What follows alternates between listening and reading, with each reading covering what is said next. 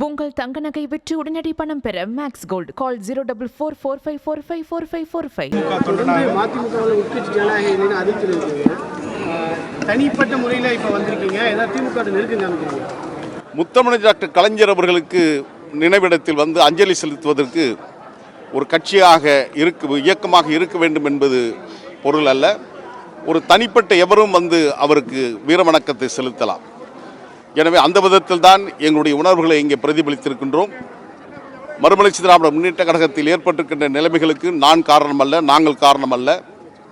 தேர்ந்தெடுக்கப்பட்டிருக்கின்ற மாவட்ட செயலாளர்களை, பகுதி செயலாளர்களை, ஒன்றிய நகர செயலாளர்களை கேள்வி கேட்பதற்கே ஆள் இல்லை என்கின்ற அளவில் தூக்கி எறிந்த காரணத்தினால்தான் இந்த ஜனநாயக நீதி கேட்கின்ற போராட்டத்தை நாங்கள் நடத்தி கொண்டிருக்கின்றோம். நாடாளுமன்ற உறுப்பினர் முதன்மை செயலாளர் துரை அவர்கள் நாட்டின் பிரதமரை சந்தித்து கோரிக்கை வைத்திருக்கிறார். 68 நாடாளுமன்ற உறுப்பினர்கள் கையெழுத்து போட்டதாக சொல்லியிருக்கிறார். அவர் திராவிட முன்னேற்ற கழகத்தின் தலைமையிலான இந்திய கூட்டணியில் அங்க வகிக்கின்ற ஒரு உறுப்பு இயக்கம். எத்தனை கட்சிகள் இந்திய கூட்டணியிலிருந்து கையெழுத்து போட்டிருக்கிறார்கள்? ஏன் பாஜகவுடைய நாடாளுமன்ற உறுப்பினரிடம் அந்த கையெழுத்து பெற்றீர்கள் என்ற கேள்விக்கு துரை விடையளிக்க வேண்டும். ஒரு கூட்டணியில் இருந்து கொண்டு நம்முடைய எதிர்நிலையில் இருக்கின்ற எதிர்கருத்தில் இருக்கின்ற பாஜகவுடன் கையெழுத்து வாங்கியிருப்பதன் மூலமாக உங்களுடைய முகத்திரை கிழிந்திருக்கிறது. நீங்கள் பாஜகவுடைய ஸ்லீப்பர் செல்லாக திராவிட இயக்கத்தில் தமிழ்நாட்டில் இருக்கிறீர்கள் என்பதை மீண்டும் மீண்டும் நீங்கள் நிரூபித்துக் கொண்டு வருகின்றீர்கள். தமிழ்நாட்டின் முதலமைச்சரிடம் அந்த கோரிக்கையை கொடுத்திருக்கலாம்.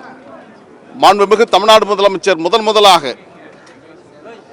அயலக தமிழர் வாரியத்தை உருவாக்கி, வெளிநாடு வாழ் தமிழர் நலத்துறை உருவாக்கி, அதற்கு மாண்புமிகு அமைச்சர் நாசர் அவர்கள் இருக்கிறார். குறைந்தபட்சம் அவருடன் நீங்கள் முறையிட்டிருக்கலாம். இதையெல்லாம் கொடுக்காமல் பிரதமரிடம் முந்திரிக்கொட்டை போன்று நீங்கள் போய் ஓடி சென்றதற்கான காரணங்கள், நீங்கள் பாஜகவுடன் நெருக்கத்தை காட்டிக் கொண்டிருக்கிறீர்கள் என்று ஊடகமும் அரசியலாளர்களும் சொல்லுவதை உறுதிப்படுத்தி கொண்டிருக்கின்றீர்கள். இன்று மாலை என் அன்பு தலைவர் வைகோ அவர்கள் முத்தமிழ் டாக்டர் கலைஞருடைய நினைவிடத்திற்கு அஞ்சலி செலுத்த வருகிறார். அவருடைய வருகை உண்மையிலேயே ஒரு உன்னதமான ஒன்றுதான். ஏன் கடந்த ஆண்டு நீங்கள் வரவில்லை? இதற்கு முன்பாக இதுவரை வரவில்லை. ஆண்டு 7 உருண்டோடி கொண்டிருக்கின்ற காலகட்டத்தில் நீங்கள் முதலாக இப்பொழுது ஊர்வலம் நடத்த திட்டமிட்டு அதற்கான ஆயத்த பணிகள் மேற்கொண்டிருக்கின்றீர்கள். அதை வரவேற்கிறேன். இனி ஆண்டுதோறும் ஆகஸ்ட் 7ஆம் தேதி இதே ஊர்வலத்தை தலைநகர் சென்னை பார்க்க வேண்டும். இது தேர்தலுக்காக மட்டும் இருக்கக்கூடாது. 2026 சட்டமன்ற தேர்தலை நோக்கி மட்டும் இந்த ஊர்வலமும் பேரணியும் அமைக்கக்கூடாது. நாடாளுமன்ற தேர்தல், சட்டமன்ற தேர்தல் இல்லாவிட்டாலும் உங்களுடைய கடமை அவருடைய நினைவிடத்தில் அஞ்சலி செலுத்த வேண்டியது. ஏறக்குறைய 24 ஆண்டு காலம் அவரை நாடாளுமன்ற உறுப்பினராக ஆக்கி காட்டிய பெருமை திராவிட முன்னேற்ற கழகத்திற்கு உண்டு.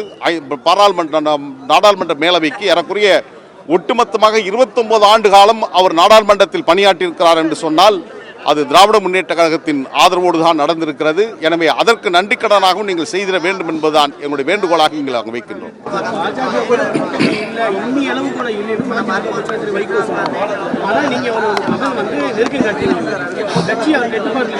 நிச்சயமாக தலைவருடைய கட்டுப்பாட்டில் இருக்குமேனால் தேர்ந்தெடுக்கப்பட்ட மாவட்ட செயலாளர்கள் நீக்குவதற்கான அதிகாரம் யார் கொடுத்தது? என் மீது ஒரு அபாண்டமான துரோகப்பழியை தலைவர் பிரபாகரனுக்கு மாத்தியா துரோகம் செய்ததை போன்று மல்லை சத்தியா எனக்கு துரோகம் செய்தார் என்று சொல்வதற்கான அந்த மனச்சான்று எங்கே இருந்து வந்தது?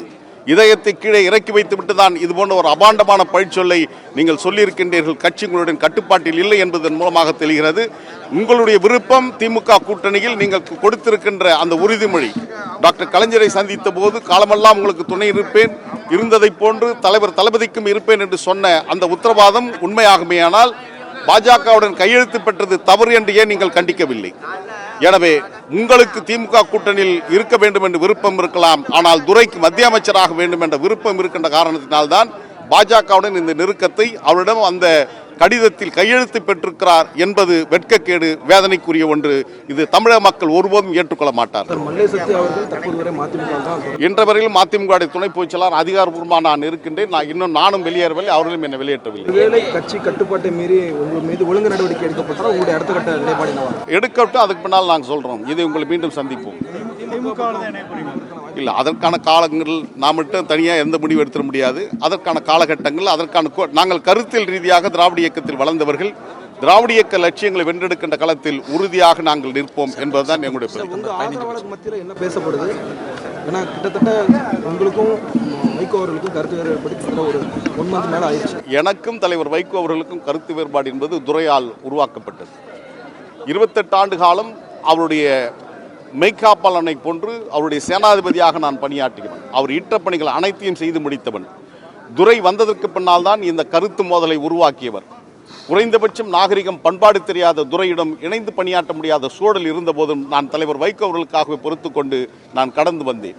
கடைசியாக ஏற்பட்ட அந்த சமரச உடன்படிக்கையின் போது கூட ஒரு பொதுவெளி எப்படி நடந்து கொள்ள வேண்டும், பண்பாடோடு எப்படி பழக வேண்டும் என்பது கூட தெரியாமல் புறங்கையை எனக்கு கை கொடுத்தார். உள்ளே கொடுத்தது என்பது வேறு, வெளியே கொடுக்கின்ற போது செல்போன் இப்படி கொடுத்துட்டு இந்த கை தான் என்கிட்ட கொடுத்து பிடிக்க வச்சார். அப்படின்னா அதோட என்ன நோக்கம்?